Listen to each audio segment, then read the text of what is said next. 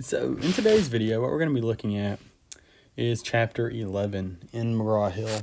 And Chapter 11, what we're going to be looking at here is our stock primarily. So in Chapter 10, we looked at bonds and debts, which had to be paid back, which accrued interest, which had all these features, but also gave us that tax write-off that we so desperately wanted for that interest expense portion on the income statement.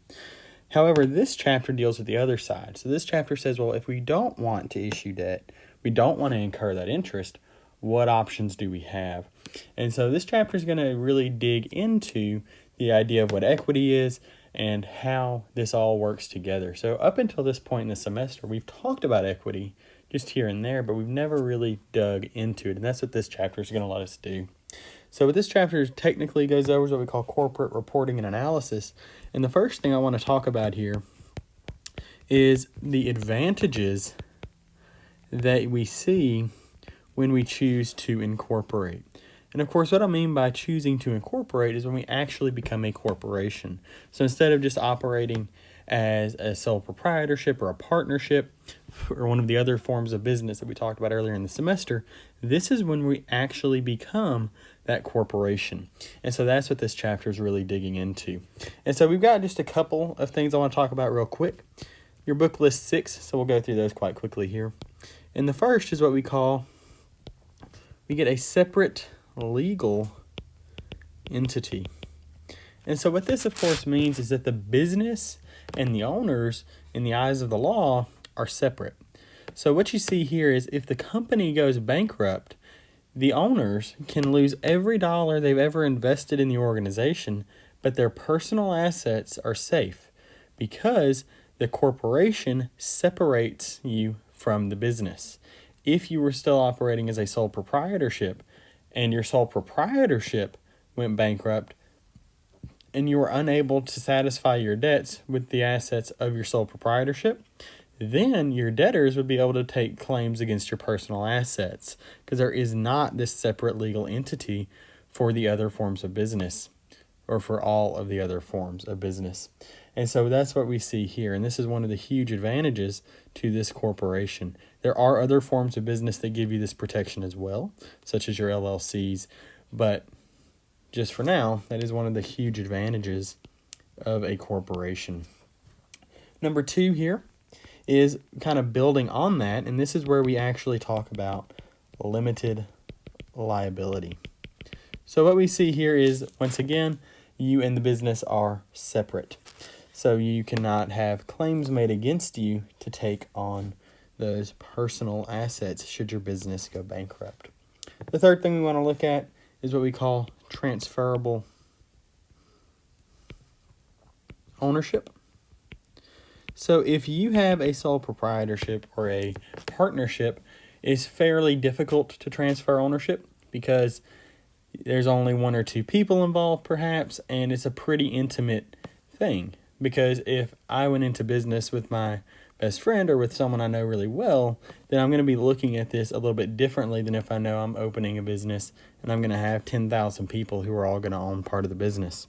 So it does give us this transferable ownership that's quite easy, and this is where we see the stock come in, because what we're going to do is we're going to actually be able to just sell stock, and then our stockholders can transfer that stock back and forth however they want by buying and selling the stock between themselves, but the company doesn't have to actually be involved past that initial sale.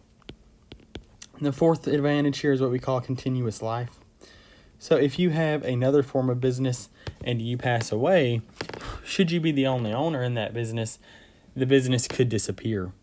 However, with the corporate form of ownership, the business will live on even if you have become deceased or incapacitated. So the next piece here, number 5, deals with no mutual agency for your stockholders. So this one sounds kind of crazy, but what we're really saying here is you don't have to be worried that just because you sold stock to somebody, they can now go around and sign contracts for the company. That is not the case. So just because you own, say, 3 shares of Walmart stock does not mean you can start signing contracts on behalf of Walmart. you would then have to go up through the regular chain of command at Walmart and talk to the appropriate personnel that Walmart has actually hired. So that is how that will work. The last piece here, and it's a fairly obvious one, but it's easy to forget about, is that we do have easier capital accumulation. And what this really is saying here is it's just easier to raise money as a corporation than it is under some of the other forms of business. And that's because we do have this option to actually sell stocks. You don't have that option with any other form of business that we've talked about in the semester. So that is a unique advantage to the corporate form of business. Now, just like there are obvious advantages to the corporate form of business, there are also disadvantages to becoming a corporation, and that is what we will talk about now. So these are our corporate disadvantages. And so what we see here, there's really only a couple that we really need to talk about. So the first, of course, is that corporations do face more strict government regulation than just a sole proprietorship. Now, please do not misunderstand me and believe that if you open a sole proprietorship, you are subject to no laws or anything, because that would be completely incorrect. You are still subject to some laws, but you do have far more scrutiny once you pass into this corporate form of business, because you must follow any incorporation laws that are regulated by each state. Now, if you had stayed a partnership, for example, many states don't have these same types of restrictions on your partnerships and your sole proprietorships. Now, the second point here is what we've all heard about probably somewhere, and this is corporate taxation. And so while the corporation will actually pay income tax, which we saw in the last chapter, especially where we saw that tax write-off coming in, because if you recall in the last chapter, we said that we come down our income statement and we hit a line that we abbreviated EBIT, which was earnings before interest and taxes. We then backed out our interest expense, and that gave us earnings before taxes, or EBT. We then backed out our tax expense, and this gave us our net income, or our earnings after tax, however you prefer to think about it. Of course, this could be a net loss as well. But just in the general sense, we'll just call that net income here. So we do see that corporations do pay this income tax, but what we don't see at this point is that there's actually a second layer of tax that must be paid by the individual shareholders. And the way that happens, and so the sub point here is what is called double taxation. So the first layer of tax is actually on the corporate income tax return. The second layer of tax actually comes about when the individual owners, the individual shareholders, may receive a dividend from the organization. Because once they receive that dividend, they will then have to pay income taxes on their personal tax return. So they will get hit with a tax at the corporate level, and then they will get hit with a tax at the personal level. So there are actually two layers of taxation for an individual to get their money back out of this organization if we're doing this through a through a cash dividend. So that carries us through just the basics of our corporate advantages and disadvantages. And with that said, we will move on to the next piece of this discussion, which really talks about what rights does a stockholder have. So here we're going to look at what are called stockholders' rights. So when we talk about stockholders' rights, what we're really saying is, what do I get when I purchase some stock? What value am I actually receiving? What can I now do that I could not do before? So that's really what we're going to look at in this point. And there's really just a couple of things here that we need to discuss. So the first of these is that we may vote at stockholder meetings. Now, the way this works a lot of times is if you only own a couple of shares, say, for example, you think, I would like to own some shares in Walmart, so you buy 3 shares of Walmart stock. Well, if you look up how many shares Walmart has actually issued and has outstanding, what you might find is that there are millions of shares of Walmart stock. you own exactly 3. So if you go to this meeting, which may be in New York or Chicago or some big city, then what you may end up finding is, yes, you do get 3 votes, but because there are so many other votes that are millions upon millions being cast, it's probably not worth your time to drive down there, fly down there, or travel by some other means to cast 3 votes. So instead, what may happen is you may receive a letter in the mail that asks, can someone vote by proxy for you? And what this is going to say is they'll enclose a pamphlet normally that says, here's what we're proposing. We would like to put your votes with this, and we'll agree to cast your vote for you, provided you agree to these terms, whatever they are. And you may say, that's fine, I don't really care, whatever the case is, but that is one option you have, is this vote by proxy. So you do allow someone else to actually cast your vote for you, because it's just not worth you driving down there or getting there and only being able to cast a small number of votes. Now, if you own a significant portion, say 30 or 40% of the company, you'll probably want to actually go to that meeting in person and actually cast your own votes, because you actually do control enough of the organization to have some influence. So you can do that. The next thing is you can, of course, sell or dispose of the stock. So if you bought it and then you decide, I don't want to be involved with this company anymore, maybe you think they're doing something unethical, or you just think, I want to get my money back out, whatever the case is, you can, of course, sell that stock to somebody else and get rid of it that way. The next piece here is not always the case, but you may have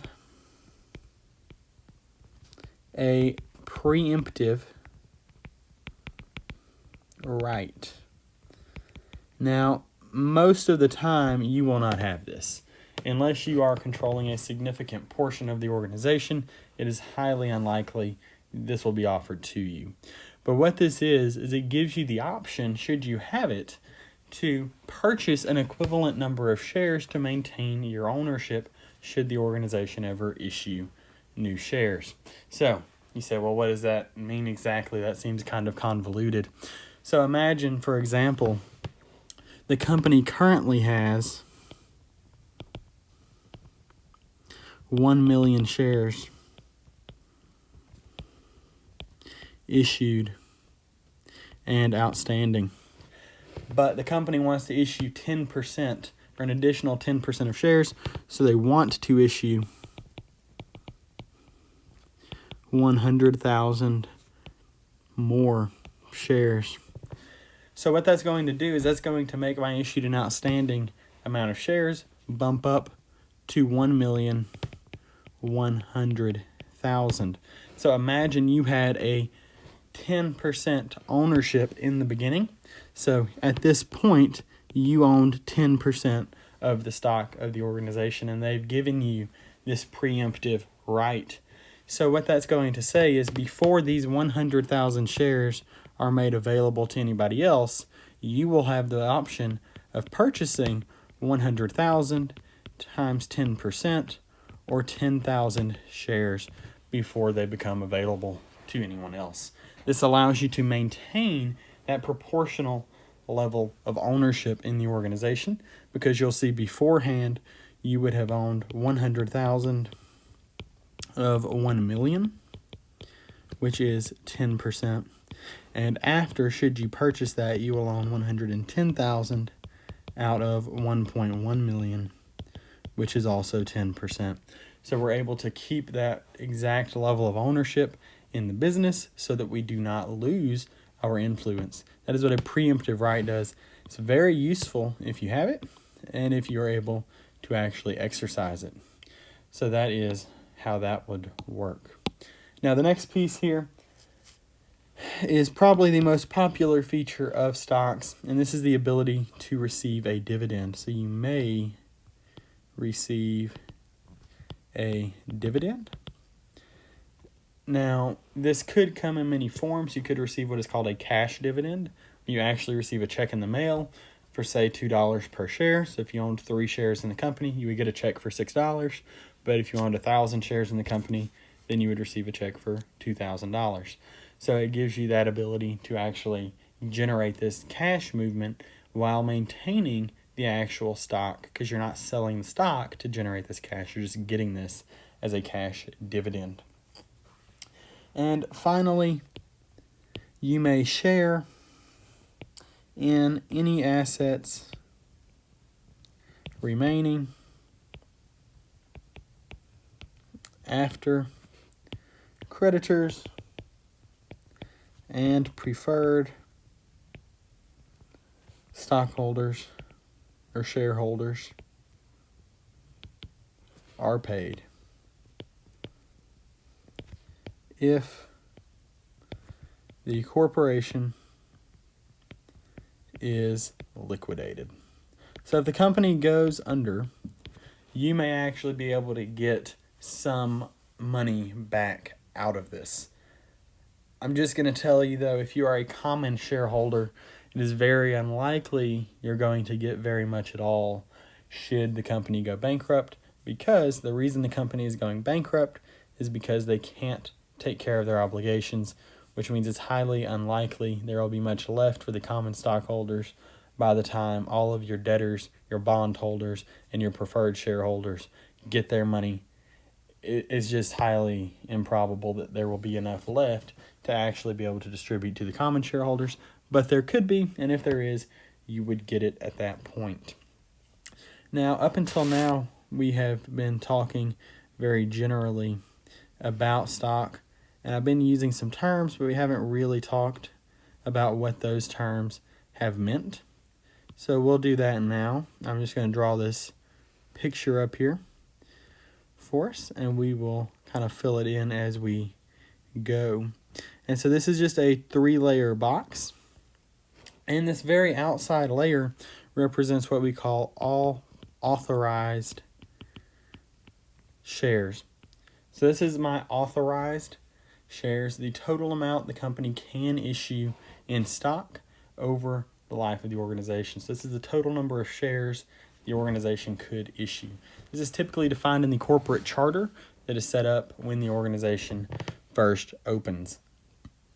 If you are setting up an organization, it tends to be a good idea to make this authorized number very, very large.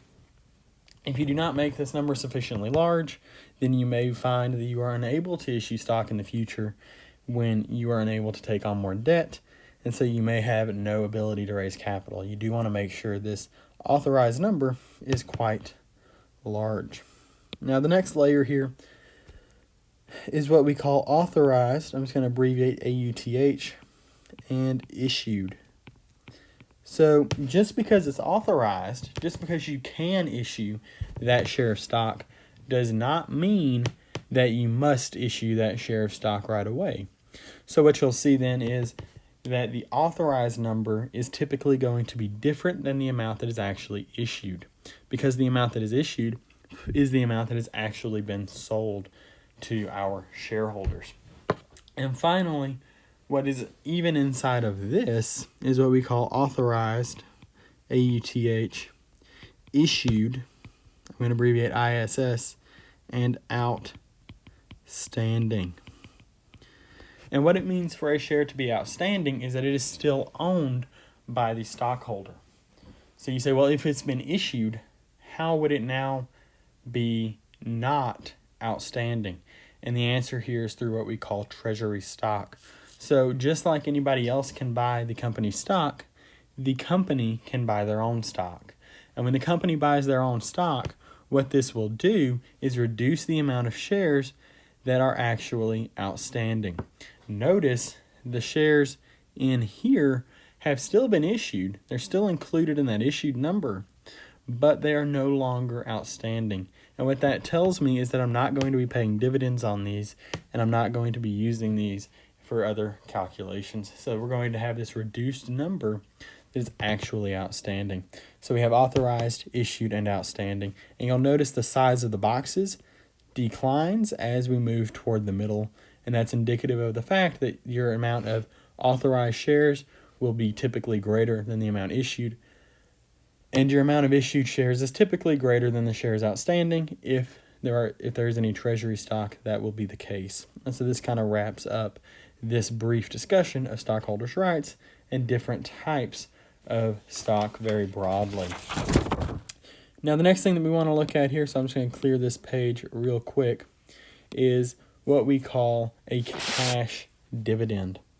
So when you have a cash dividend, what's going to happen is there are actually 3 dates we care about. And the first date is what we call the date of declaration. So the date of declaration tells us that we actually have generated a liability. So we have generated a liability. We have come out publicly and said we will be issuing a dividend on this stock in cash in the future. And the date we do that, we now have to accrue for a liability on our balance sheet. And the way we're going to do that, so the journal entry that we're going to see here, so I'm going to debit retained earnings. I'll write it out this time, but moving on in this video, I will abbreviate retained earnings most likely as just RE. And I will credit, assuming this is a common stock that I am doing this for, what we call common dividends payable. Now, if you're taking this test in class with me, I will accept dividends payable. If you're doing it on the computer most likely will require you to select common dividends payable, so just make sure you do pick the proper account. So the first date is the date of declaration. This is the journal entry we will record a debit to retained earnings and a credit to common dividends payable. So that is what we will see on that date. The second date that we care about is what is called the date of record. And what the date of record does is it says these are the people who are going to be receiving the dividend. Anybody who owned that share of stock as of the date of record is the person receiving the check. So if you owned this until the day before the date of record and sold the stock, then whoever owns it on the date of record will now receive the dividend. Even though you may have held this for 10 years waiting on a dividend, you weren't paying attention, you sold this the day before a dividend went out, you will not receive that cash dividend. It will go to the new owner. So do make sure you understand what the date of record is. Now, the date of record essentially is us making a list and making sure we know exactly who owns this. So when we think about journal entries, would it make sense for there to be a journal entry on the date of record? And the answer, of course, is no. There's no actual accounting happening here. This is just list making. So there is no journal entry on the date of record. So if I ask you on the exam to record the journal entry necessary on the date of record, you will write no journal entry required. You will not leave it blank, because if you leave it blank, I don't know that you understood that there was no journal entry. I simply believe you didn't know, and so you left it blank. So if there's ever a question where a journal entry is not required, you will be required to tell me that there is no journal entry on that date. Now the third date then is the date of payment. So the date of payment is the date we actually pay the dividend that we claimed on the date of declaration. So on the date of payment, we need to reduce the liability that we created. So once again, assuming this is for a common dividend, we will debit the common dividend payable, which is going to reduce that liability. And we will credit how we are paying this. And of course, if this is a cash dividend, the credit will be going to cash. And so that will handle that right there. And this is to clear the liability created on the date of declaration. And so that, of course, brings us to the end of the discussion on these cash dividends here. Now, what we will see next is what happens when we pay a dividend, but we don't do it with cash. So in this case, what I'm going to look at here with you is what is called a small stock dividend. So instead of paying you cash, we could give you more stock. That is also going to be classified as a dividend. And so that is another option we do have. And you say, well, what is a small stock dividend? And this is what happens when we are going to distribute 25% or less of previously outstanding shares. And so what we're going to look at here, I'll just jot that down real quick. This is a distribution. So DIST is for distribution of 25% or less of previously outstanding shares. Now, how are we going to account for this? Well, the answer to that, of course, is that this will be recorded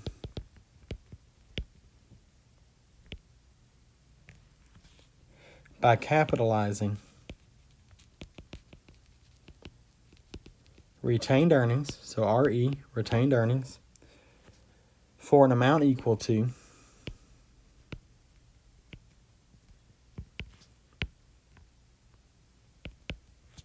the market value. Please be aware this is the market value of the shares to be distributed.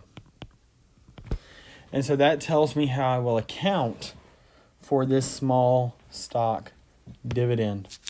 So what we'll see here then is that there are some journal entries that we'll actually need to make. And we have the same dates with a stock dividend as we do with a cash dividend. So on the date of declaration,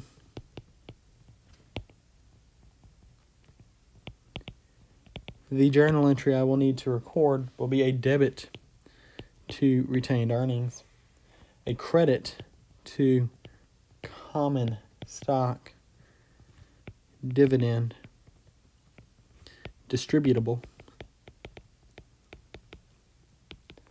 and possibly a credit to paid in capital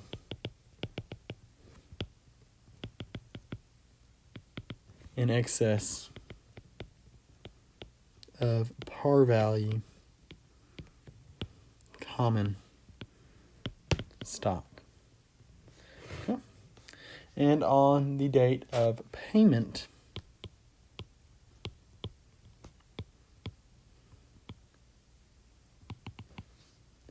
what I will need to deal with is I will need to clear my liability.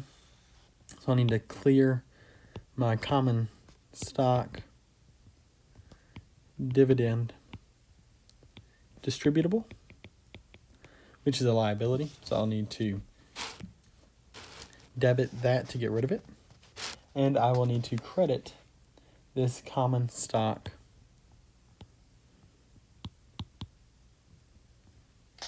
right there. And that'll be at the par value. So that handles how this small stock dividend will actually be done and where the accounts come from. Now, I do recommend you look over this section in your textbook. This can be a little confusing, but there is a great chart on page 425 that summarizes all of the financial statement effects on dividends and something we have not talked about yet, which is splits. So I'm not going to actually get into a whole lot on splits here because we'll talk about them more in the next part of the video where we get to the problems as they are actually applicable. But really all a stock split is we're just giving you, instead of you having one share, you might now have two shares, right? So we're splitting that share in half to give you twice as many shares. There's some reasons a company might do this, but they tend not to have a very big effect on financial performance. So that handles that.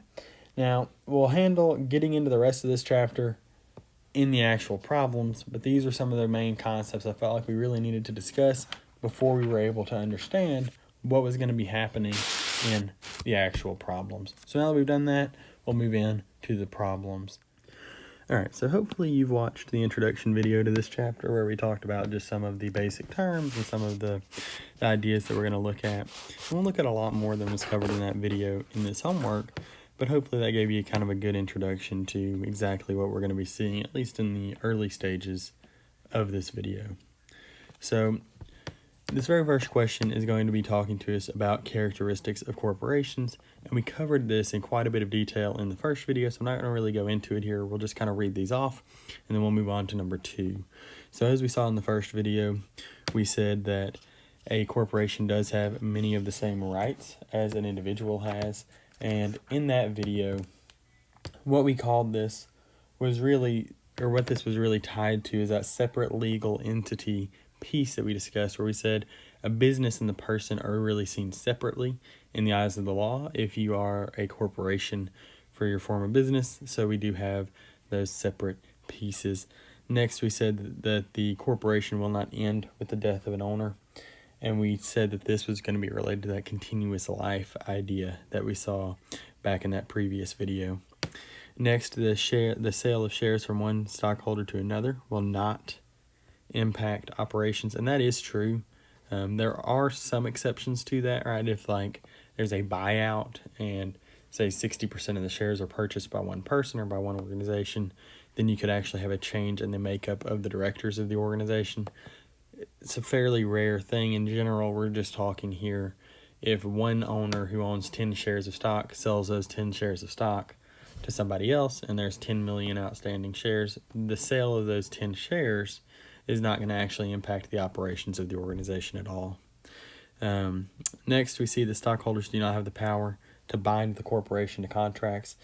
And this was tied up in the idea of no mutual agency, which says that once again, because you only own 10 shares out of 10 million, you're not actually going to have the power to sign contracts and to bind the organization to legally authorized activity because you don't have that authority. That would have to go through the proper chain of command in the actual organization. The rest of these, owners are personally liable for debts. That is not true of the corporate style of business because that is going to be dealing with the fact that we do have limited liability with the corporate structure, so we don't see owners being personally liable.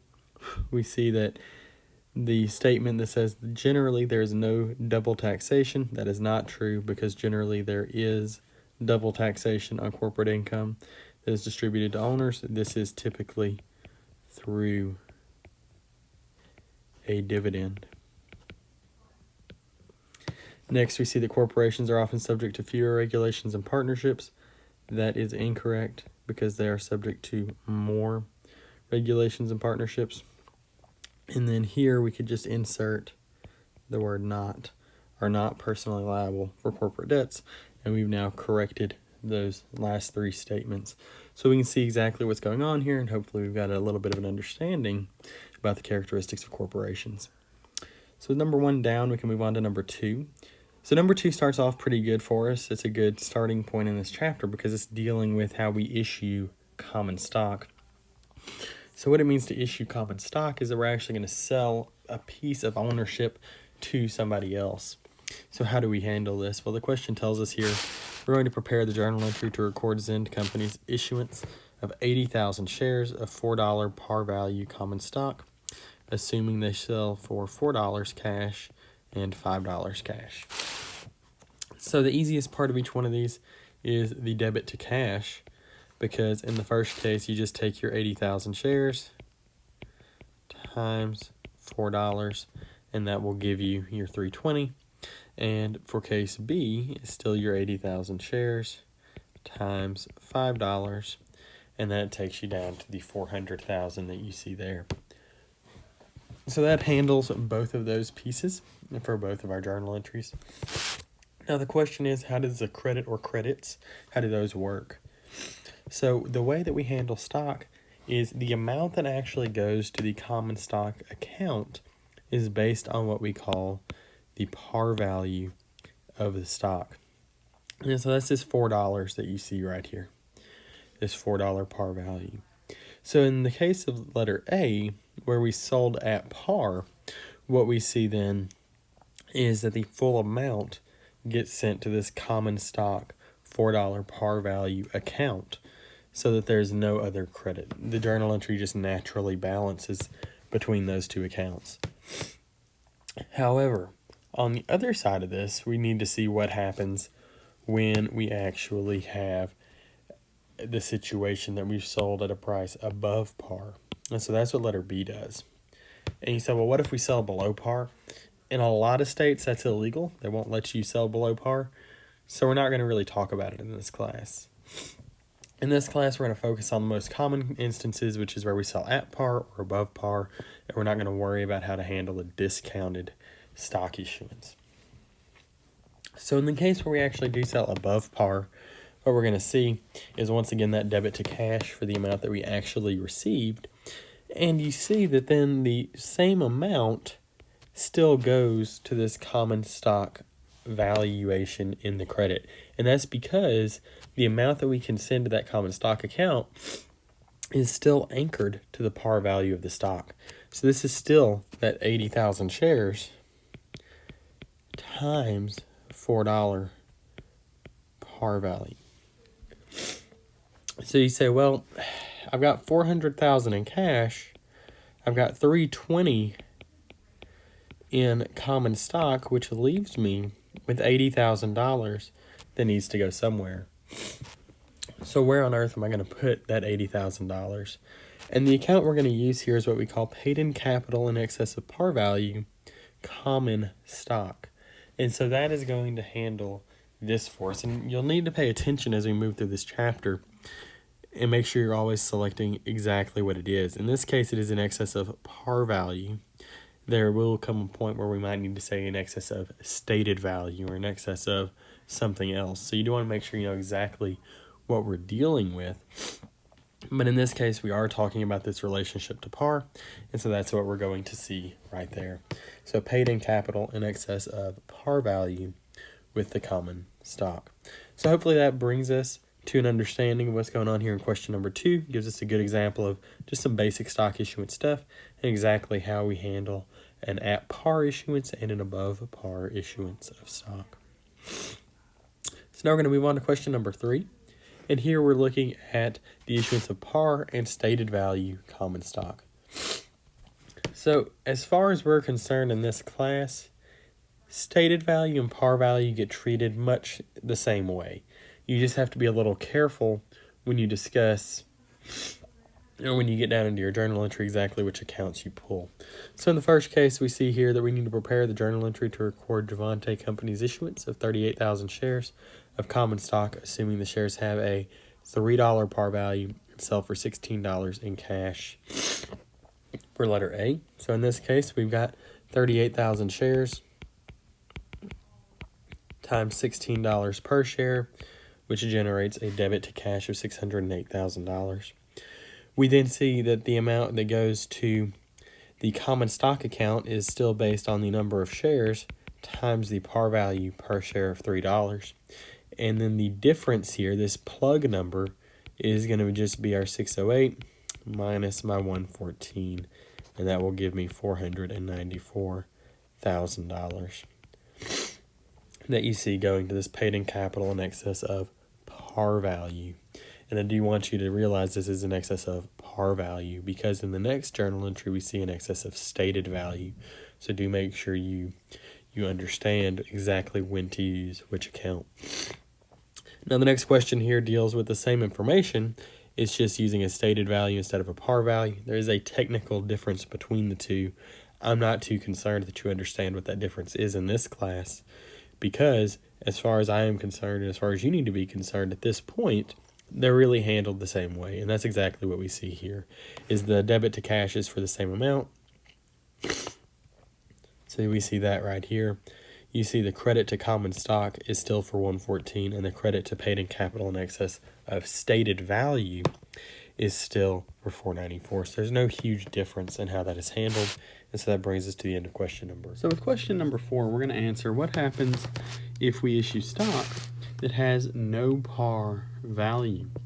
And so up until this point, the stock that we've been issuing has at least had some value set for par. And what we've said is that we send the amount equal to the par value to the common stock account. But if there's no par value, does anything change? And how do we account for this? Does it all go to paid in capital? Does it all go to the common stock account? How does this actually work?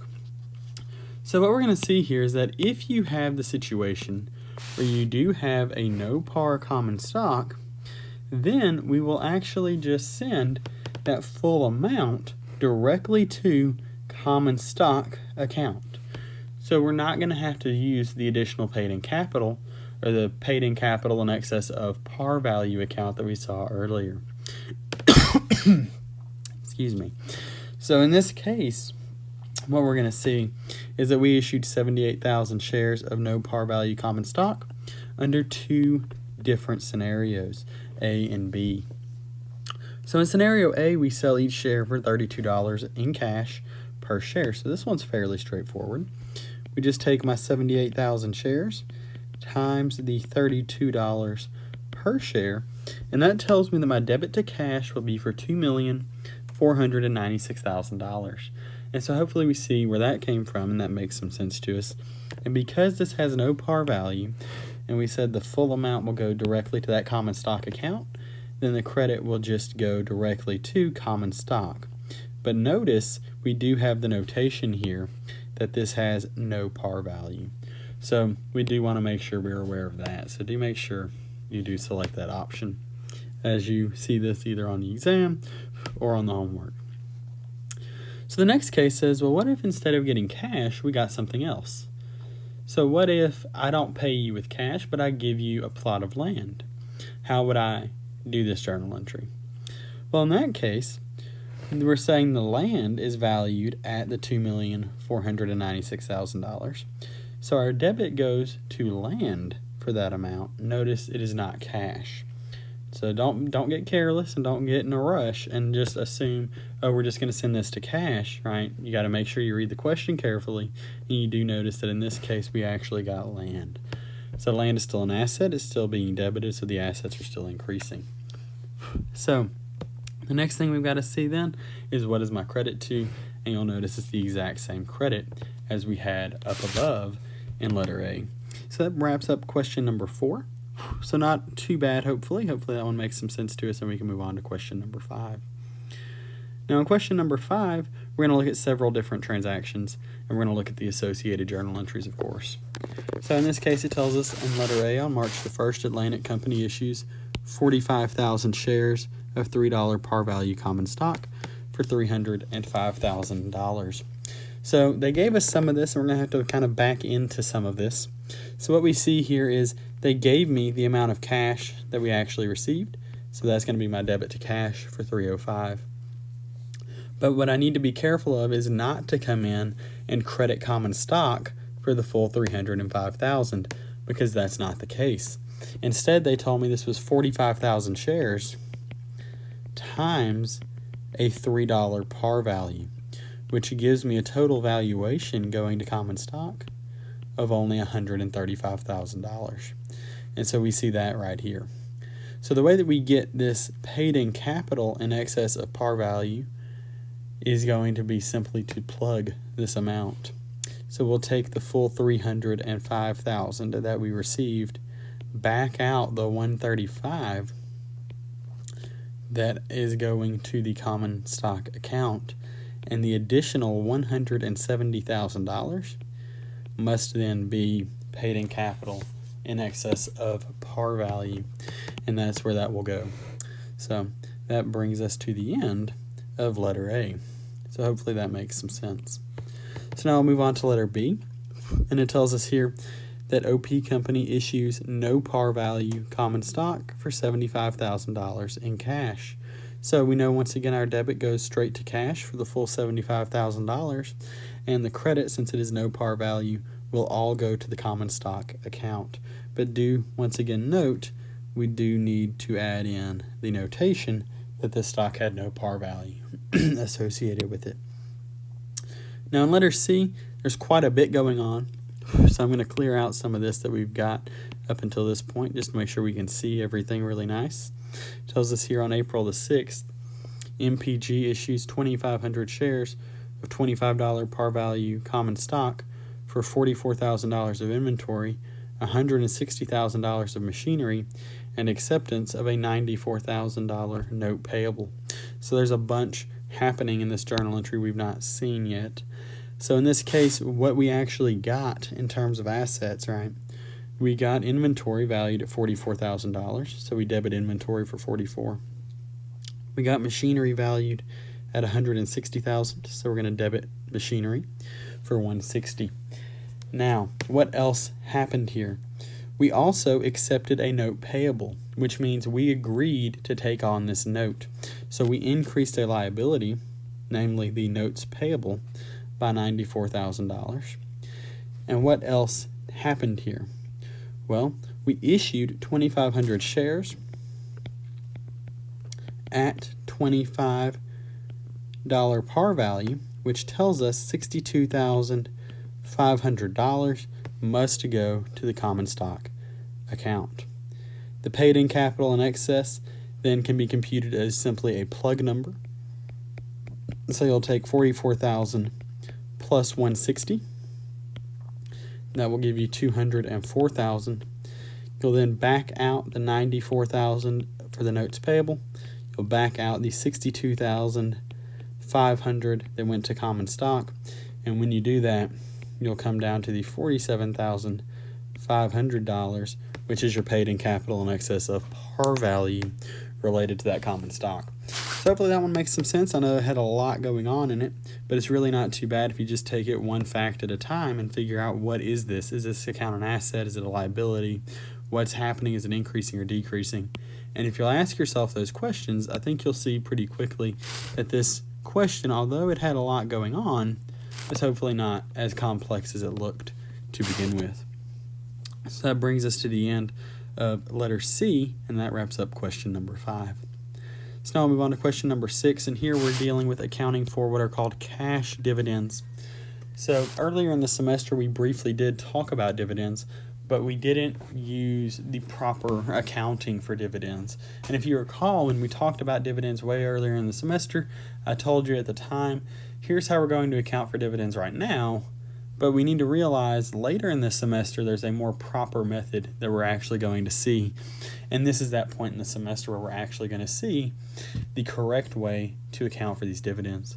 So if you watched the first video, hopefully you remember about the different dates involved with dividends, and we'll see each of those in this question, and we'll be able to really dig into this and start to apply numbers to the things that we talked about in video number 1.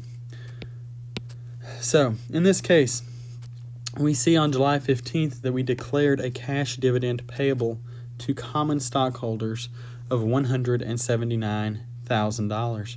So what that tells me is on July 15th, we held a press briefing or something along those lines, and we have actually created a liability for the company. Because we have now said we will pay this, we have to actually start accounting for it. And the way we're going to do that is we're going to directly reduce retained earnings by $179,000, which is the amount of the dividend to be paid. And we're going to increase a liability called common dividends payable.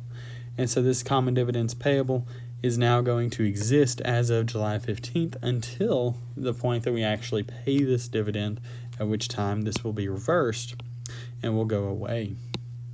So right now retained earnings, of course, is coming down, and the common dividend payable is increasing. So on August 15th, it tells us this is the date of record for the cash dividend declared on July 15th. So if you think back to video number 1, what we talked about with the date of record is that the date of record is simply us generating a list. So we come in and we say who owns the stock as of, in this case, August the 15th. And whoever owns that stock on August the 15th, that is the person that's going to be receiving that dividend. So if you sold this stock on August 14th, It does not matter that you might have owned it for 100 years or your family's owned it for 100 years prior to that. When that August 15th hits, if you're not the owner, you will not receive the dividend. So this date of record is very important, but it's also important because this is the only date regarding dividends where we don't have a journal entry.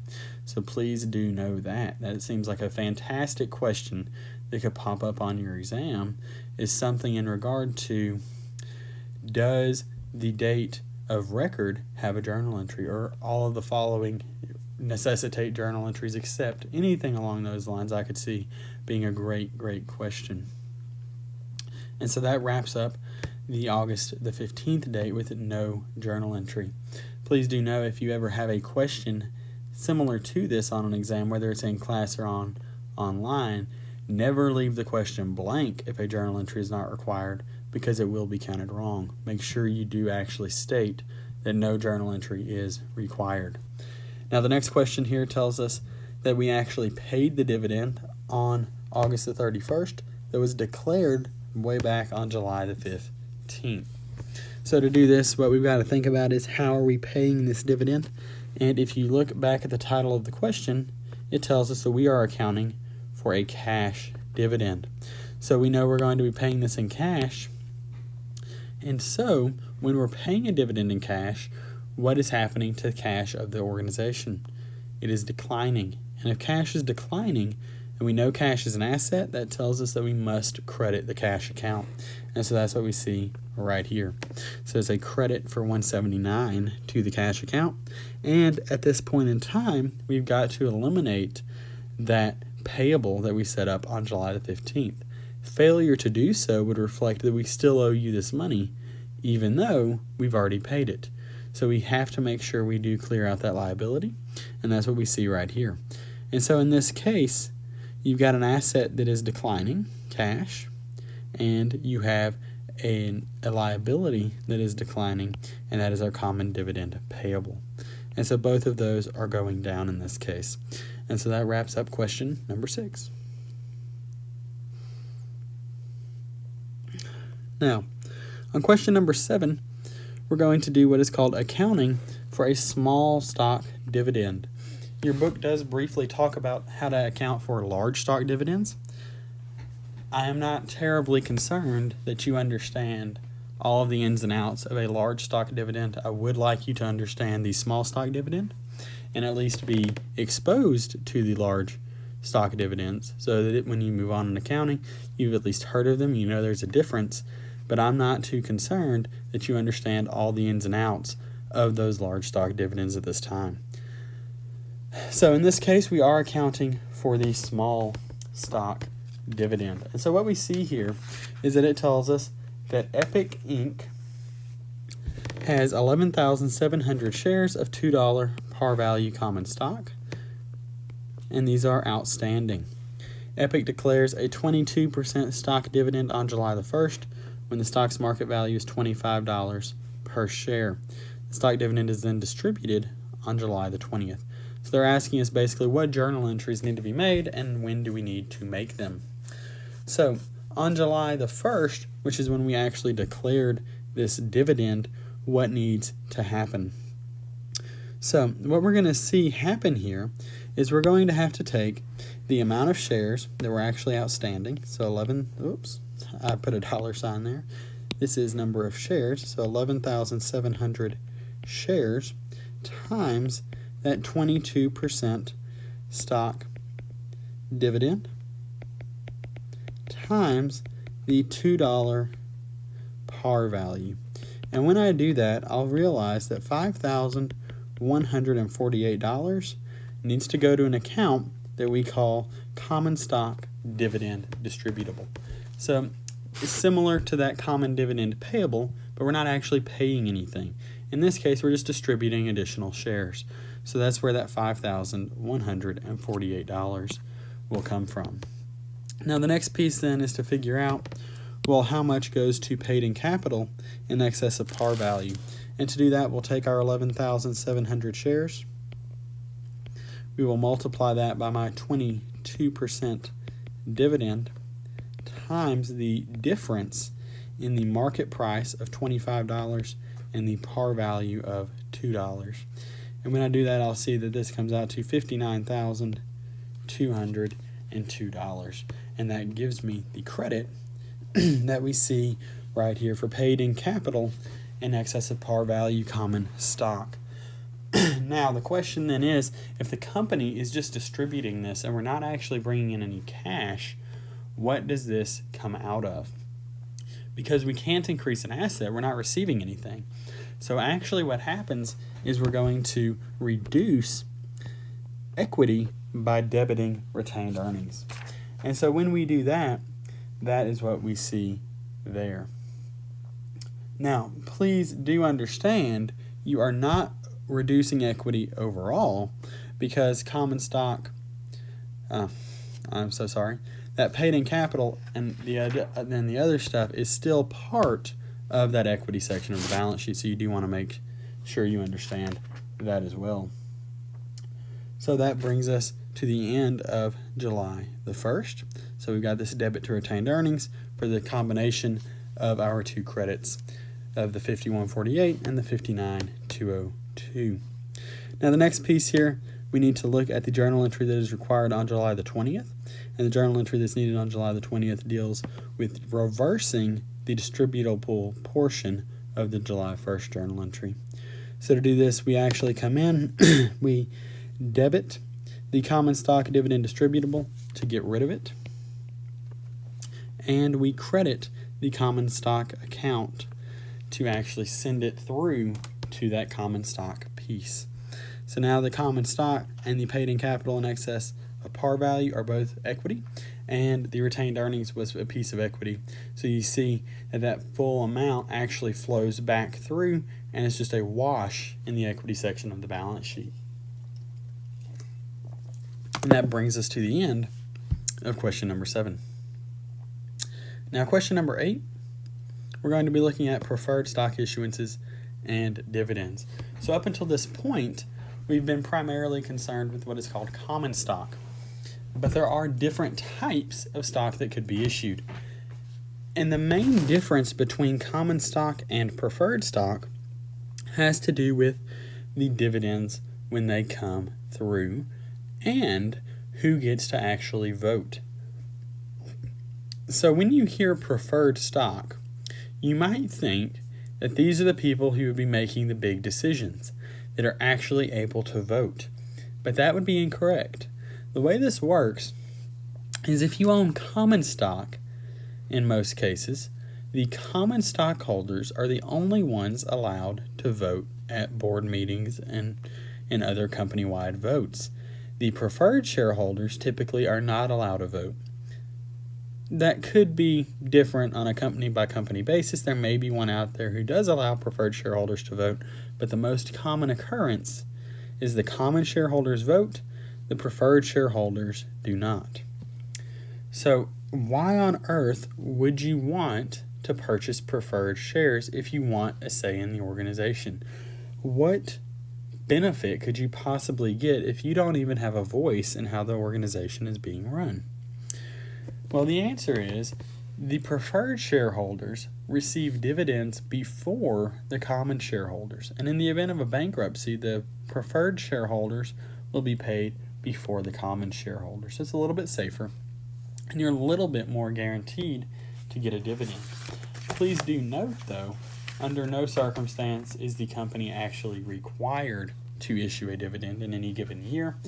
However, if they do issue a dividend, the preferred shareholders will get their portion before the common shareholders receive anything.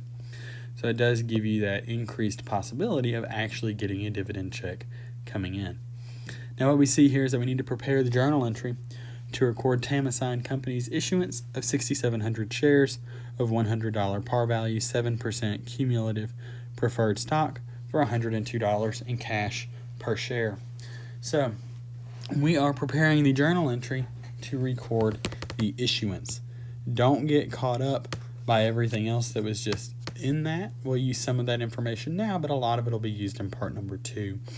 So what we see here is that the amount of cash that we actually received is just going to be equal to the 6,700 shares that were actually issued times $102 per share.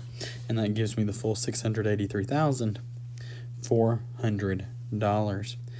Now, for the preferred stock, the amount that actually goes there, just like common stock, interestingly enough, is just based on the par value of the shares.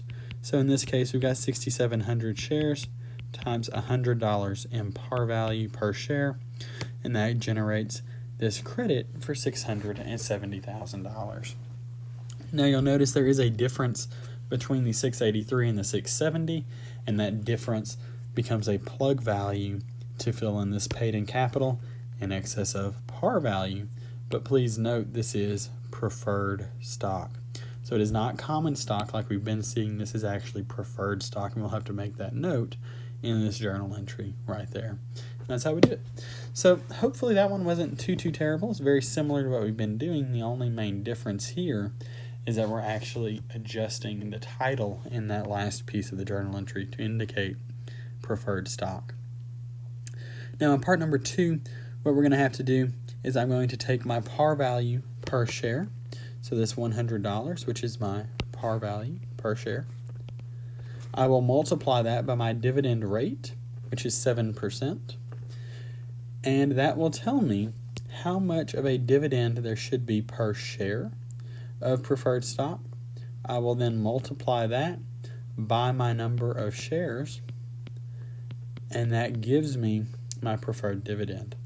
Now I do want to pause for just a second and address some terms that were in this question, and the most important of these you might have just glossed over, and it is that this is cumulative. And we'll talk about this more later, but what cumulative means when we're talking about preferred stock is, for example, let's say in year 1 there's no dividend paid, but the preferred shareholders were told, if we pay a dividend, you'll receive $46,900. In year 2, no dividend is paid, but they should have still been receiving $46,900. And in year 3, we decide to pay a dividend, and we pay a dividend of, say, $75,000. Well, how much of that $75,000 can go through to the common shareholders? And the answer is none. And that's because of the cumulative feature that says we must pay back this portion, so this $46,900 times 2, before we can even think about paying anything to the common shareholders. And so this generates what we call dividends in arrears, where we see if we decide to pay a dividend, it'll have to get caught up with preferred shareholders before common can get anything. This also goes the other way, though. Assuming we do not have what is called participating stock, then that is the only amount that the preferred shareholders could get. So if the company then decided to issue a $10 million dividend, they would only be eligible to receive their $46,900 for however many years. And if it's only 2 or 3 years, it's about $100,000 to $150,000. And so they would be seeing the vast majority of that dividend going through to the common shareholders, while the preferred shareholders would be getting their very little amount that they were guaranteed. So it can go both directions. It can be very good for the preferred shareholder, it can be very bad for the preferred shareholder, depending on the terms within the actual stocks that they have purchased. So do know that as well. And that brings us to the end of number 8. Now number 9, we're looking at dividend allocation between different classes of shareholders, which this is kind of what I hinted at on the last question, where we were looking at that little table-ish thing off to the side where we drew out the dividends in arrears, and we talked about that very briefly. So in this case, we see stockholders' equity of Ernst Company consists of 88,000 shares of $5 par value, 10% cumulative preferred stock, and 320,000 shares of $1 par value common stock. Both classes of stock have been outstanding since the company's inception. Ernst did not declare any dividends in the prior year, but it now declares and pays a $165,000 cash dividend at the current year end. Determine the amount distributed to each class of stockholder for this 2-year-old company. So, the first thing we need to do is figure out how much we owe those preferred shareholders each year. So the way that I'm going to do that, of course, is I'm going to take my 88,000 shares. I'm sorry, that's a little tilted. We'll correct that. So we got 88,000 shares.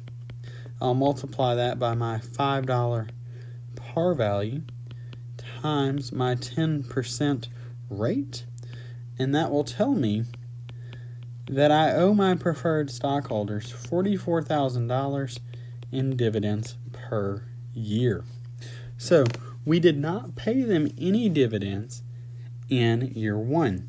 Because this is cumulative, right, which we see right here, cumulative preferred stock, because it is cumulative, what that tells me is that I must actually pay back that $44,000 in dividends that we did not pay them in the first year. So at the end of year two, I owe them for year one, $44,000, and I owe them for year two, $44,000, which tells me my preferred shareholders should be receiving $88,000 in dividends. So that's what we see in both of those locations. Now the total amount of the dividend was $165,000. So what we're then able to do is see, well, if we issued a total dividend of $165,000 and $88,000 has to go to preferred, that only leaves $77,000 for common. Now, if we flip this around a little bit and change the facts, what we'll see is that while this piece turned out pretty well for our preferred shareholders, what if we had issued a $1 million dividend? Okay, so this is using different facts, so I'll do this in red just so we don't get confused. So if I had used a $1 million dividend, then in that case, still only $88,000 would be going to preferred, which would leave $912,000 going to common. So while it turned out pretty well for our preferred shareholders in the original case, in this other scenario where we actually have a very large dividend getting paid out, you can see how this would turn out very poorly for the preferred shareholder. So hopefully that makes some sense. Now, there is a way around this as a preferred shareholder. So if you ever are a preferred shareholder, you may ask to see if you can get your shares to be what is called participating. Because if they are participating, then they can actually get a portion of the dividend that then goes out to the common shareholders. So you're able to get kind of the best of both sides. So do know to look for that if you're ever buying preferred stock. Now in question number 10, we're going to look at preferred stock issuance and dividends. So we see here that we need to prepare the journal entry in point 1 to record Tomas Company's issuance of 6,500 shares, $100 par value, 9% cumulative preferred stock for $105 in cash per share. So hopefully up to now, we've kind of got this down. So to get the amount of cash, I'll take my number of shares, 6,500. I'll multiply that by the selling price of 105, and that gives me my 682,500. For the preferred stock, I'll once again take my 6,500 shares times my $100 par value, which gives me a credit for $650,000. The next piece, of course, then is to say, well, what is the difference here? And that difference becomes my plug number that we see right here for my paid-in capital in excess of par value for my preferred stock. And so that is my 32,500, and once again, we see that right there. So that wraps up requirement number 1. Now, in requirement number 2, what we need to look at is how much we actually are going to owe these preferred shareholders. And the amount we're going to owe them is going to be calculated by taking my par value per share of $100 times that dividend rate, which is my 9%, times my number of shares. So in this case, what we see is that $100 times 9% times 6,500 shares, and that tells me that I must pay $58,500 per year in dividends to my preferred shareholders if we decide to issue a dividend. So what if I only decide to issue a $30,000 dividend one year? Can I do that? or can I only issue dividends of at least $58,500? I can issue a dividend of any amount I want.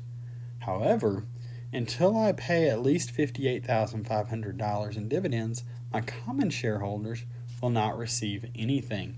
So in the case where I say I paid a $30,000 dividend in 1 year, so I'll do this in red once again, just so we can make sure we understand these are alternative situations. That would leave me with $28,500 in what we call dividends in arrears, which says that the next year when I pay dividends, I'll have to pay back this $28,500 to my preferred shareholders in addition to the new $58,500, and that will give me some amount that will then have to be exceeded for anything to go to my common shareholders. And so hopefully you see how this works. Hopefully you understand kind of the way that all of this ties together. But that brings us then to the end of question number 10. So now we'll move on to question number 11. And here we're dealing with something a little bit different than what we've talked about till now. And this is the idea of treasury stock. So if you've never heard what treasury stock is, what we're talking about here is the company actually buying back its own stock. So just like somebody else can buy shares of a company stock, the company can buy their own stock. Now you may say, why on earth would a company want to buy back their own stock? And there's a litany of reasons, and your textbook lists a few, but it doesn't really matter what the reason is. What we're looking at here is, under the situation where it has happened, what does the accounting actually look like? And so what we're going to see is that when we buy back these stocks, we're no longer paying dividends on those shares because they're no longer what we call outstanding. Outstanding shares are those owned by people external to the organization, so not by the organization itself. So let's just see what happens here. In this case, it tells us on May the 3rd, Zerbal Company or Corporation purchased 4,000 shares of its own stock for $48,000 in cash. So the very first thing I'm going to do, anytime I have a treasury stock question, is I'm going to label treasury stock 4,000 shares. And I'm going to compute the price that I actually purchased these at. So I got $48,000, or I spent $48,000 for 4,000 shares, which tells me I paid $12 per share. Because what's going to happen if we reissue these shares? And that's why we need to make sure we've done all of this initial setup of figuring out exactly how many shares are in treasury stock and when that'll zero, exactly how much we paid per share. So in this case, it tells me on November the 4th, Zerbal reissued 1,300 shares of treasury stock for $16,900. So when we see that, what we're going to need to do is figure out how these journal entries work. So on May the 3rd, when we repurchase this, we have a debit to what is called treasury stock. Now you look at this and you say it's a debit. Is it an asset? And the answer is no, it's not an asset. Okay, it's not an asset because it doesn't give us probable future economic benefits. It doesn't meet the definition of an asset. What it does do, though, is reduce equity. And you say, if this is reducing equity, then is it an expense? And the answer would be no. It's not an expense either. So you say, well, then what on earth is this treasury stock? And the answer here is that treasury stock is what we call a contra equity account, which means it's going to pair up with an account in the equity section and work to reduce that equity balance. And that's exactly what we see with the account treasury stock. So in this case, we're debiting the treasury stock account because it is contra equity. That means it is increasing with a debit. And we are crediting cash, which is an asset, which means the cash is decreasing. Because we are buying back our stock, we are having to actually spend cash to do so. And that's what we see right here. Now, in the next piece, we see when we actually reissue this stock, then what we're going to do is figure out, well, how much of this comes out of Treasury stock? And the answer is, well, how much did we sell? We sold 1,300 shares of Treasury stock. So I'm going to come over here and back out my 1,300 shares, telling me I'm left with 2,700 shares. And I'm going to multiply my 1,300 Treasury shares by the $12 that we sent it in to Treasury stock at. When I do so, I generate this $15,600 credit to Treasury stock. Treasury stock's going down, of course, by $15,600, and paid in capital, Treasury stock is then increasing by $1,300. And so that gives us the answer right there. Now, they did tell us that we issued this for $16,900, so that's all that we need to determine the cash balance. It's just that number that they gave us right there, and we're done. So we've got our $16,900, our $15,600, and of course this $1,300 is simply the difference between this $16,900 and the $15,600. And that gives me the amount that's actually going to this paid in capital Treasury stock account. So that wraps up number 11. That's our kind of first look at how Treasury stock works, what it is. And with that, we'll move on to number 12. So in number 12, we're going to look at impacts of stock issuances, dividends, splits, and Treasury transactions. Now, there is a very good graph in your book or chart in your textbook, and it is on page 425. I strongly suggest that you look it over. If you look it over, it'll kind of walk you through this and help you see what's going on here in the event that you don't find my explanation to your liking. So what we're going to look at first is a large stock dividend being issued. And we're looking at if stockholders' equity as a whole would increase, decrease, or have no effect as a result of each one of these. So if we have a large stock dividend, we're saying here that there is no effect. And you say, well, why is that? And with a large stock dividend, and I told you, I'm not too concerned you understand all of the ins and outs, but with a large stock dividend, just for the purpose of answering this question, what you will see happen is common stock will increase and retained earnings will decrease. Those two will net out and you'll end up with no effect in your stockholders' equity section. Like I said, I'm not worried about you knowing the journal entries for a large stock dividend, so I'm not going to go into those here, but that's just kind of the brief explanation of exactly what is happening in the end, should you go back and follow those journal entries through. Next here, we see that new shares of preferred stock are sold for cash. Well, if we're selling new shares of preferred stock, of course that's going to increase my stockholders' equity section. So that one makes perfect sense to us. If no par common stock is issued, once again we said that full amount will just go straight to the common stock account. So of course that's going to increase my stockholders' equity section as well. And the final piece here tells us that Treasury shares of preferred stock are purchased. We just looked at that, and when we did, we said we were going to debit Treasury stock, credit cash. Treasury stock is a contra equity account, so it is increasing. And when a contra account is increasing, its overall class is decreasing. So since it is a contra equity account, it will reduce the value of equity as a whole and start to pull that down. And that's exactly what we see right here.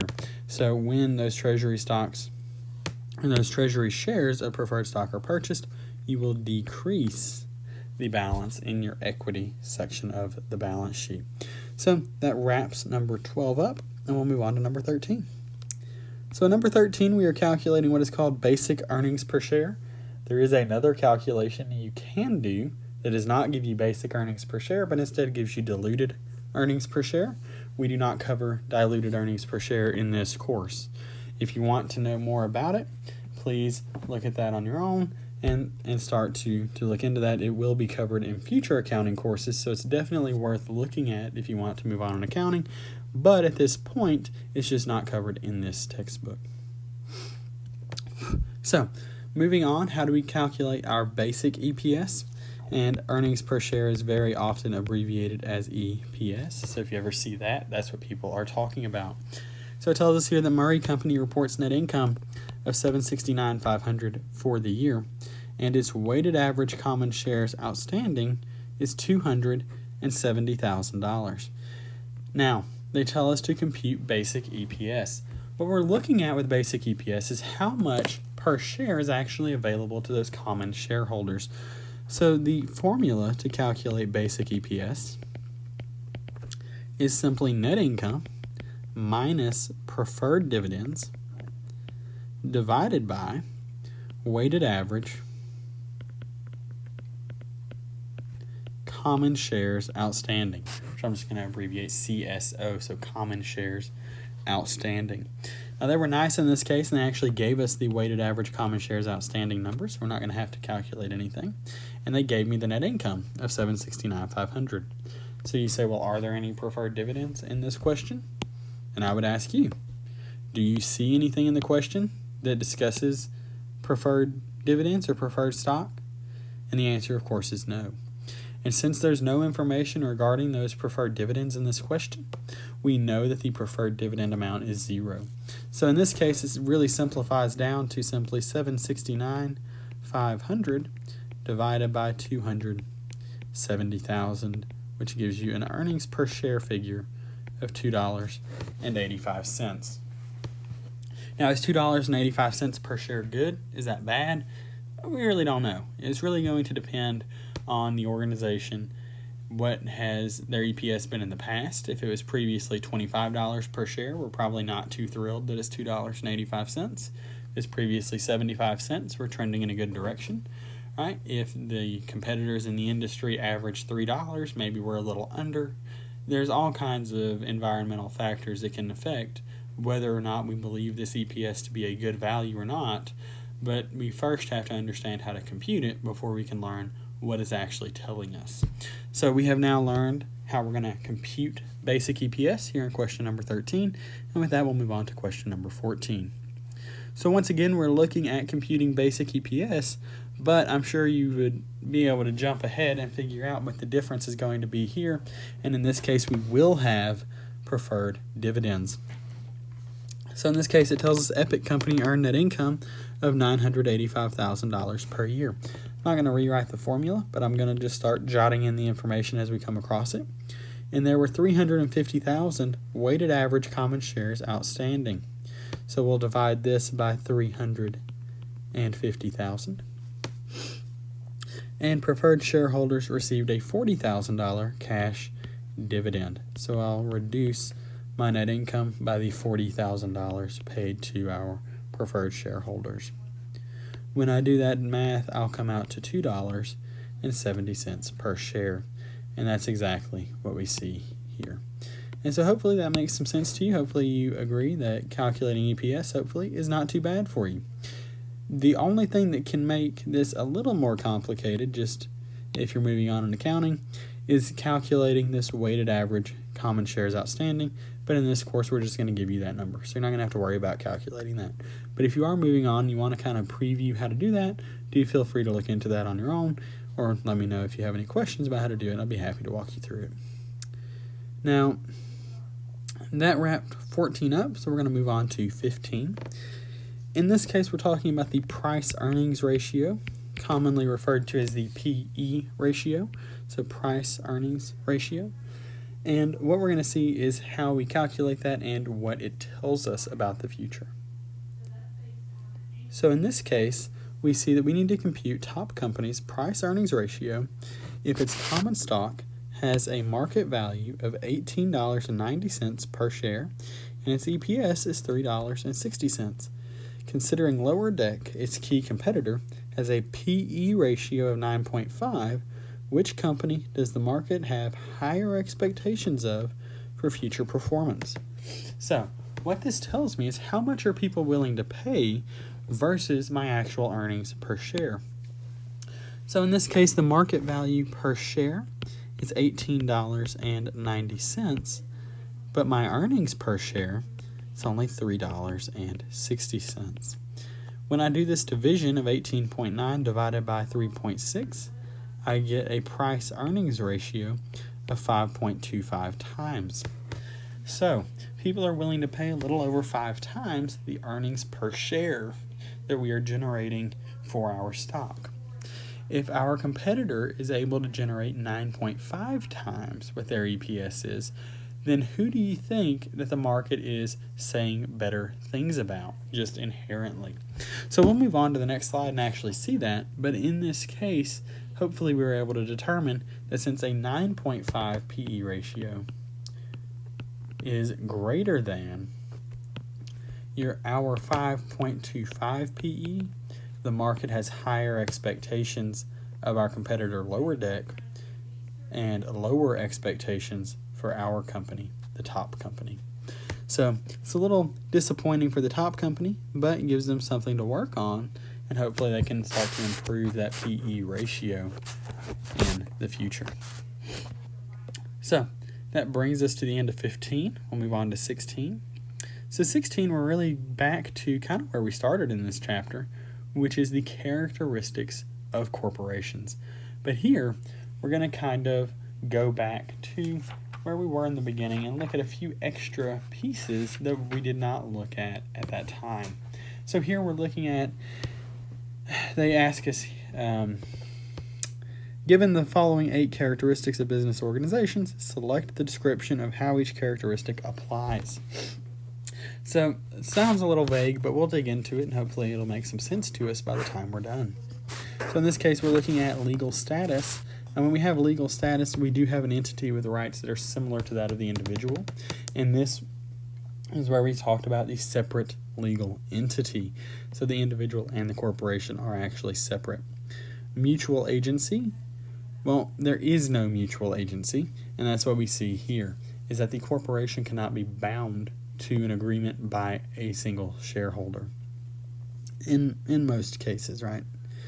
If you owned 100% of the company, then sure. But in a general sense, you own, 100 shares out of 10 million shares, you're not going to be able to start signing contracts for Walmart. Now, the next piece here tells us that owner, authority, and control. So shareholders are the ones that actually elect the board of directors. And so if we think about the way that a corporation is actually set up, what we will see is that at the very top, you have your stockholders. And those stockholders, or shareholders, however you choose to describe them, will elect the board of directors, which I'm abbreviating as BOD, so board of directors. The board of directors will then hire the president, vice president, and other officers. And those individuals will then hire the actual employees of the organization. So this will actually start to get a little bit bigger down toward the bottom, assuming you just have a few shareholders. But this pyramid could look however it needs to, given the size of the organization. You may have a ton of stockholders and only a couple of people on the board. You may have 1 or 2 stockholders and 100 people on the board, right? So this could look however it needs to, but this is the general flow of power. The stockholders elects the board of directors. The board of directors hires president, vice president, and other officers, and those people will then be responsible for running the operations of the organization and hiring the actual employees. So we'll clear this out for now, and we'll move on to the next question. Now, owner liability. We do have what is called limited liability in the corporate form of the organization. And so since there is a limited liability, what that's going to tell me is that if the corporation goes bankrupt, my personal assets are secure because there is what is referred to as a veil between the organization and the individual. And it's very, very difficult to pierce the veil. There are certain circumstances where it can happen, which will be discussed in a business law course that you'll have.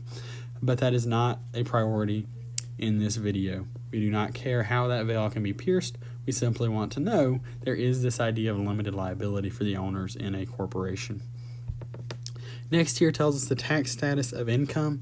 So as we saw in prior videos, the organization will actually pay taxes on their income when it is first earned, and then they will pay taxes again when they distribute that out to the shareholders through what is called a dividend. Next, we have transferability of ownership. Well, all I've got to do is sell my share of stock to you, and now I no longer own the company and you own part of the company. So it's pretty easy to buy and sell ownership in a corporation, which is fantastic. And that really leads into nicely this ability to raise large capital amounts because I'm able to issue stock. So if it was very difficult for me to transfer ownership of stock once I purchased it, I might be hesitant to purchase that stock to begin with. Because one of the main ways our shareholders can actually get their money out of this organization is by selling that stock at a price higher than what they bought it for, which generates what's called a capital gain. However, if there's a terrible secondary market where I absolutely can't find anyone willing to buy or sell these stocks, I'm very hesitant to even get into that market to begin with, because if I decide I want out, I'm not able to get out.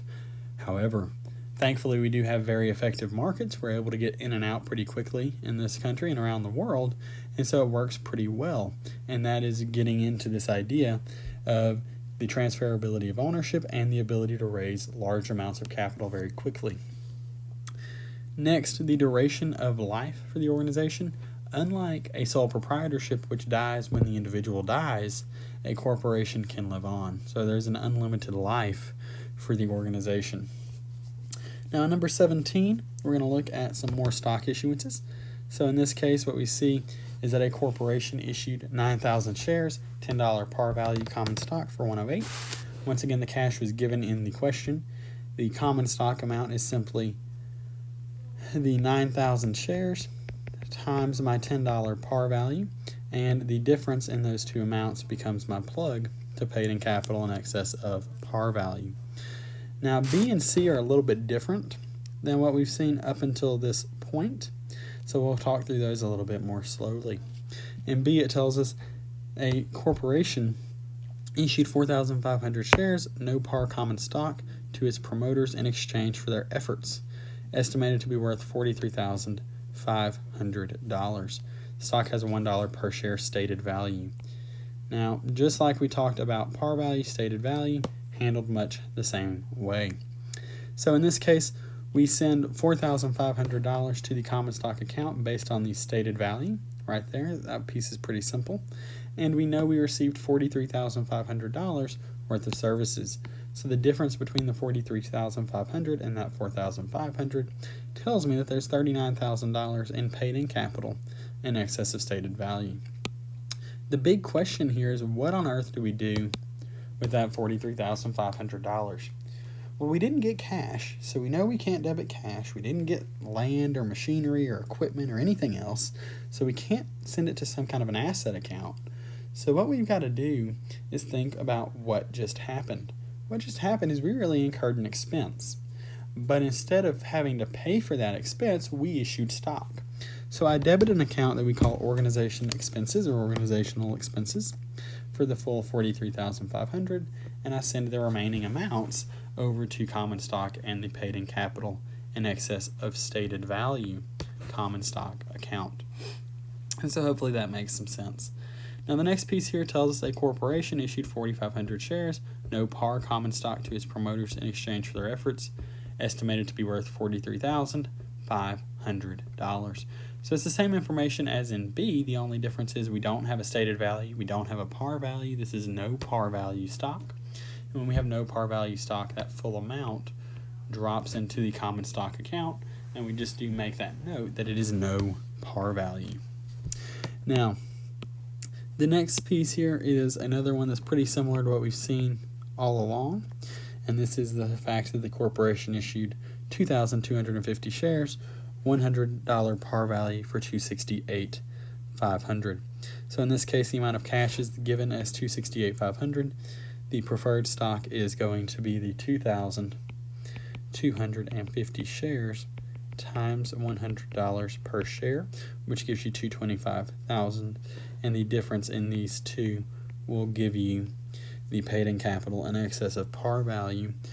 Please do note this is preferred stock, so don't select common stock. Do make sure you understand this is preferred stock so that you don't make that silly mistake and lose points that you shouldn't lose. So that wraps up number 17. We'll move into 18, which deals with characteristics of specifically the preferred stock. And so what we'll see here is just some different items that we could have. So receives current and all past dividends before common shareholders receive any dividends. This is a characteristic we've seen several times in this video. It is cumulative, and that is exactly what it means. They will receive those current and past dividends, and typically the past dividends have a special name that we call dividends in arrears. So hopefully that is a term you're familiar with from your reading and from earlier in this video. Now the opposite of cumulative is of course non-cumulative, which means even if we agreed we will pay you a 9% dividend, if I decide not to issue a dividend in year 1 and I issue a dividend in year 2, you're only getting the amount for year 2 and there are no dividends in arrears. So hopefully that makes sense. It's a little bit easier to account for a non-cumulative dividend. So that addresses 1 and 4. Now 2 and 3 are once again also related. So receives dividends exceeding the stated rate under certain conditions. This is a participating feature on preferred stock. It's a very valuable feature if you can get it, because if they decide to issue an astronomically large dividend in 1 year, you're still eligible to receive a portion of that instead of being limited by the guaranteed amount. And if you are not entitled to receive dividends in excess of the stated rate, then that is said to be non-participating preferred stock. So hopefully that one was a nice breather for us. And we'll move on to number 19. Now number 19 is pretty long, and it's the last question, so I know we're probably getting tired, but we're going to push through it. We're going to get down through this. Hopefully it won't take us too long, and we'll be done with chapter 11, and we'll be ready to move on to chapter 12. So that'll be fantastic. So in chapter 11, at the end here, we're dealing with kind of bringing all of this together and looking back at a financial statement overview so that we don't lose track of exactly where all of this is happening and how it all ties together. So here we've got several transactions, and what we see is that the Alexander Corporation reports the following components of stockholders' equity at December 31st, 2018. So we've got this information right here. During the year, the following transactions affected stockholders' equity accounts. So on January the 2nd, we purchased 3,900 shares of our own stock at $25 per share. That is once again just going to be our Treasury stock information. So we've got that right there. Now the next piece that we've got to look at then is number 2, or for January the 7th, where directors declared a $1.50 per share cash dividend payable on February 28th to the February 9 shareholders of record. So in this case, this is our date of declaration where we actually did create this liability.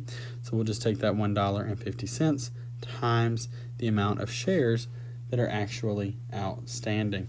So to get that 52,650, we will multiply our $1.50 times my 35,100 shares that are actually outstanding. Now, to get the 35,100 shares that we need here, we've got to do a little digging. And the way we do this is we get our 39,000 shares that were issued and outstanding at the beginning of the period, and I'll back out the portion that we actually repurchased. So we'll back out this 3,900, which will leave me with 35,100 shares that are issued and outstanding.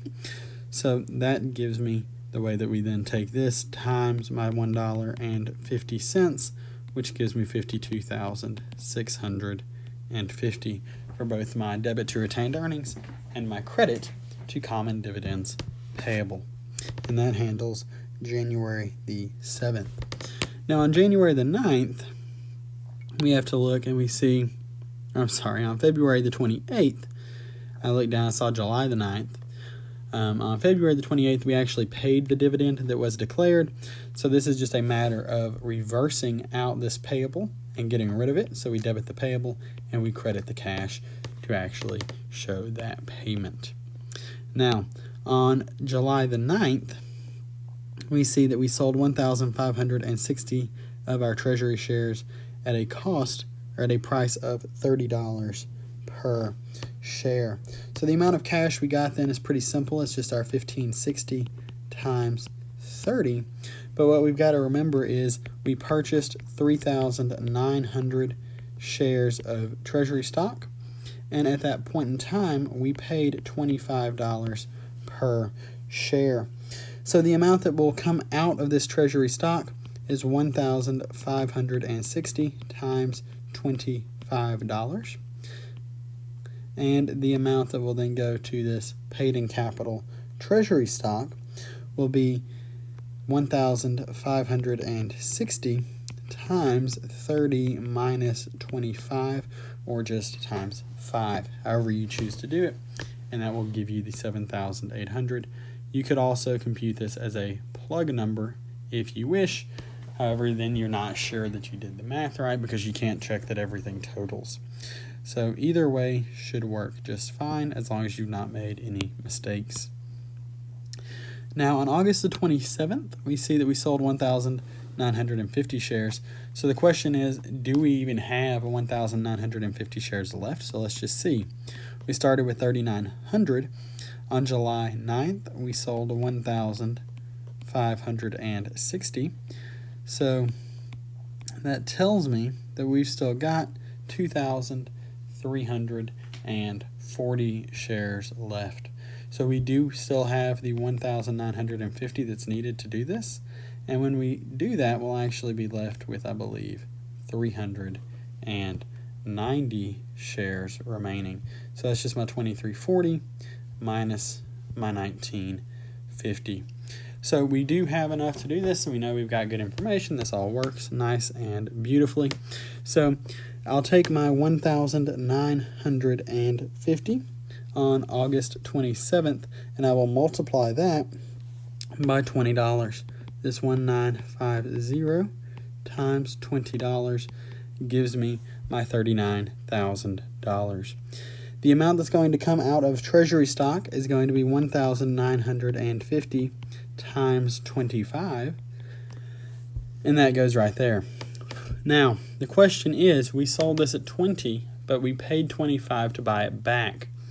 What just happened is we are actually doing this in a not very good situation. The value of the company apparently has declined even further, and now we're only able to get $20 for this. So how do we plug this out? Well, the way that we're going to get the remainder of this is that we're going to need to figure out how this split occurs. So on August the 27th, when we took those 1,950 shares, we multiplied by 20, we saw we got $39,000 in cash, and we saw that we had $48,750 coming out of Treasury stock. So the remainder is this piece right here. So the way we're going to do this is we're going to have to look and see what is actually available to us. If we check in the facts at the top, we'll notice that there is no balance for paid-in capital Treasury stock. So what we've got to do then is first figure out if there is a balance in paid-in capital Treasury stock. And in fact, there is, because we see it right here.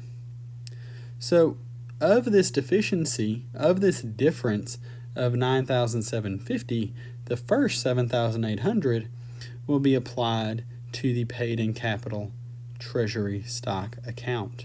Anything left after that will hit retained earnings, and that's what we see here. So this is the 9,750 minus 7,800, and that gives me that 1,950 that we see right there.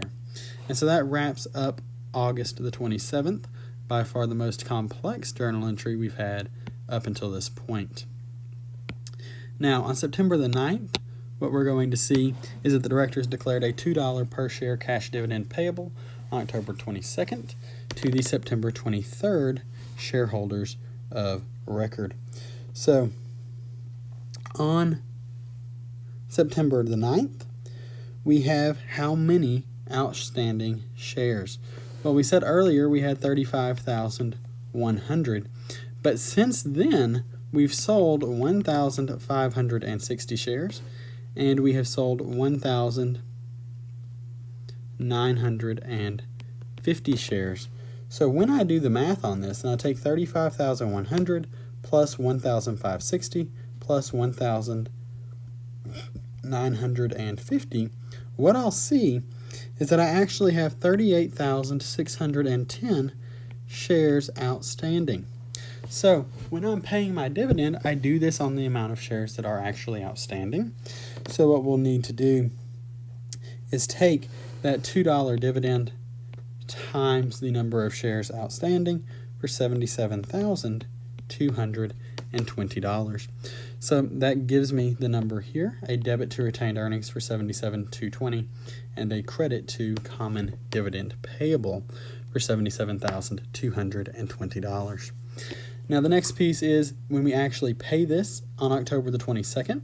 So we paid this, now we once again reverse the liability. So we debit out the liability to bring it to zero, and we credit the cash account for $77,220. Now, on December the 31st, it asks us to close the $61,000 credit balance from net income to the income summary account and finally into retained earnings. So what we're going to do here is we're just going to debit income summary for $61,000 for that credit balance of net income to send it away, and we will credit the retained earnings account for $61,000. And we're finally done with all of the mini journal entries that we needed on question number 19. Now, for section number 2, or for requirement number 2, they ask us to prepare the statement of retained earnings for the year ended December 31st, 2019. So beginning retained earnings was given to us. It's this $371,000. So I'll start highlighting these items as we talk about them in green, just so you can follow them a little bit easier. Next, we have the addition of net income, which they told us was this $61,000 credit balance from net income. So we'll add that in right there. The sum of these two items will give you the $432,000 that you see here. We then have to back out any cash dividends that were actually declared during the year. And the amount that was declared, of course, is my $52,650. So I'll take $52,650 and I will add in my $77,220. When I do that, I will come out to my $129,870, and there that is right here. Now notice this is dividends declared, not necessarily dividends paid. So there could be a timing difference. I don't believe there was in this question, but if there ever is, it is based on the amount that has been declared. Next, we back out any Treasury stock reissuances of $1,950. And when you do the sum of $432,000, so $432, you back out $129,870, and you back out this $1,950, that will give you an ending retained earnings balance of $300,180. And so that brings us to the end of requirement number 2. Now, requirement number 3, they want us to prepare the stockholders' equity section of the company's balance sheet. So we're not going to do the whole balance sheet, just a little piece of it. So common stock then at this $25 par value is $975,000. And we see that because this is my 39,000 shares issued and outstanding. So 39,000 times 25. That will give me my 975 that we see right here. Paid in capital in excess of par value common stock was given to us right there. We didn't have anything that affected that. So that brings that through, just plain. Next, retained earnings, we just calculated right here, 300,000 to 180. So we'll just pull that in. And we then need to back out the cost of any treasury stock. If you go back through all the math, you'll see that the amount of the cost of treasury stock that we've still got is $9,750. So let's do that real quick, just so we can see that happen. So in the beginning, we had 3,900 shares in treasury stock. We reissued 1,560. We reissued 1,950. Once again, when we do this math, what we come to is that we have 390 shares left. If I take my 390 times my $25 per share, that gives me $9,750, which is what we see right there. So that's what needed to happen to complete out this stockholders' equity section of the balance sheet. And now we have completed this. We have completed the Chapter 11 homework assignment. I know this one was a bit long, but I think you agree there's a lot of material in this chapter. There's a lot of stuff that really has to be gone over, and the only way to understand it is to drive it in through repetition. So hopefully these videos have helped. Hopefully you understand kind of what's going on with Chapter 11. And if you do have any questions, please don't hesitate to contact me by email. I'm always happy to help in any way I can. Thank you.